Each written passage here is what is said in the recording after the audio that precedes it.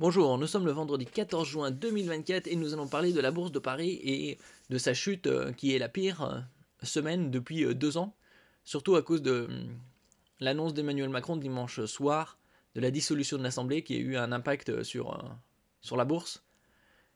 Il y a à peu près 3 mois, début mars, la bourse de Paris avec le CAC 40 avait franchi pour la première fois les 8000 points. Là, en une semaine, déjà 5% de perdus. On passait un peu plus de 8000 points à 7600 points.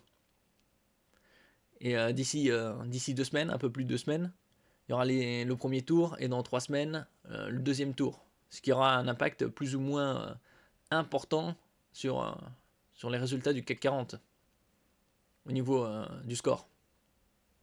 La bourse de Paris subit sa pire semaine depuis 2 ans. La possibilité que des partis représentant souvent les extrêmes et sans expérience de gouvernement puissent prendre les rênes du pays suscite l'inquiétude, souligne Sébastien Paris-Horvitz, du gérant d'actifs LBPAM. La bourse de Paris reculait de 1,33% vendredi matin, plombée par la défiance des investisseurs envers les actions françaises dans un contexte de crise politique. L'indice principal CAC 40 chutait de 99,39 points à 7605,44 points vers 10 heures. Jeudi, l'indice a connu sa pire chute depuis près d'un an, moins 1,99%, et est tombé à 7708,02 points, un plus bas depuis le 14 février. Le CAC 40 affiche à ce stade un repli de 4,88% depuis le début de la semaine et l'annonce surprise de la dissolution de l'Assemblée nationale après la victoire du parti d'extrême droite Rassemblement national aux élections européennes. Il s'achemine vers sa pire semaine depuis juin 2022. Oui, et comme je dis, donc d'ici 2 semaines, il y aura en un peu plus de 2 semaines, il y aura les élections pour les législatives. Et selon les résultats, ça pourra avoir un impact plus ou moins important également sur le score du CAC 40. Il y avait également les annonces des agences de notation.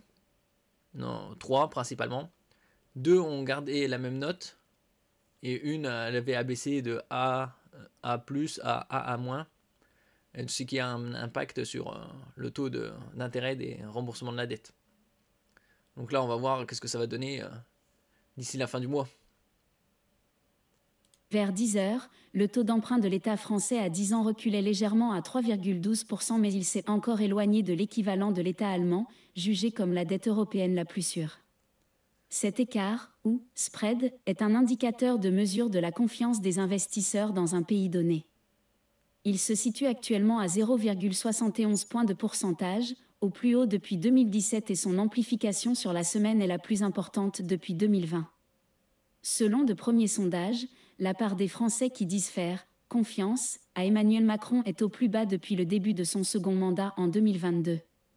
Et le parti d'extrême droite et l'alliance de gauche pourraient recueillir chacun plus de votes aux élections législatives anticipées que la majorité présidentielle.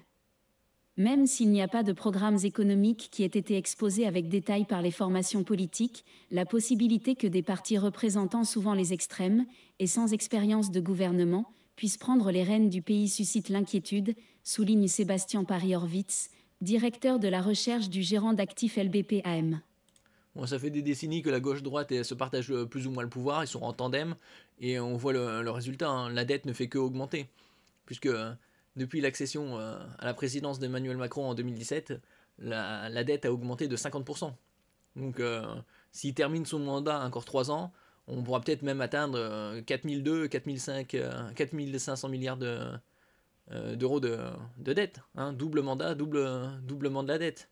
Ceci interroge, d'autant plus dans un contexte où la France devrait s'engager dans une trajectoire d'assainissement de ses finances publiques, ajoute-t-il.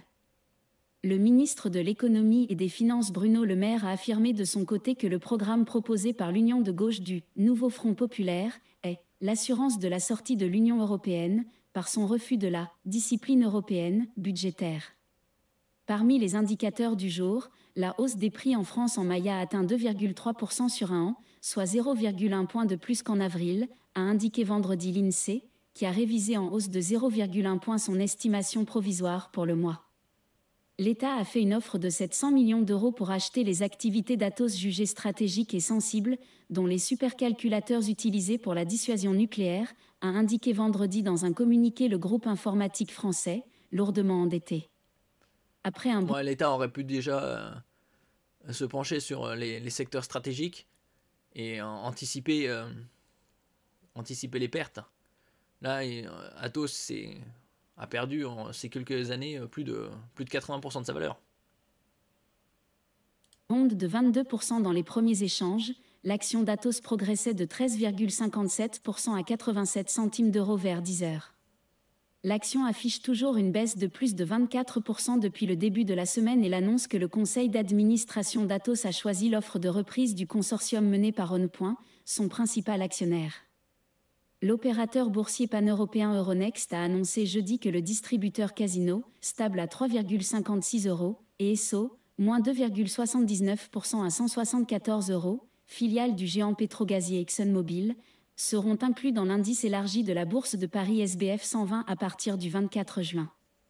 Il remplace le sous-traitant pour les opérateurs Télécom et Énergie Solutions 30, moins 7,42% à 1,62 €, et le fabricant belge de semi-conducteurs X-Fab, moins 1,36% à 6,53 €, qui quitte l'indice à l'issue de sa revue trimestrielle. Bon, ça c'est le résultat en une semaine déjà depuis l'annonce de Macron de la dissolution de l'Assemblée. On verra la semaine prochaine si ça se stabilise ou si ça chute davantage. Puisqu'il reste encore, comme je l'ai dit, 2 semaines avant le premier tour. Et à la suite du premier tour, on verra les résultats. Si ça se confirme, la distanciation du RN par rapport aux autres partis, s'il sera en tête ou non, et quel impact ça aura sur les marchés financiers. Merci pour votre écoute. N'oubliez pas de mettre un j'aime, un commentaire, de partager et de vous abonner à la chaîne. À la prochaine fois.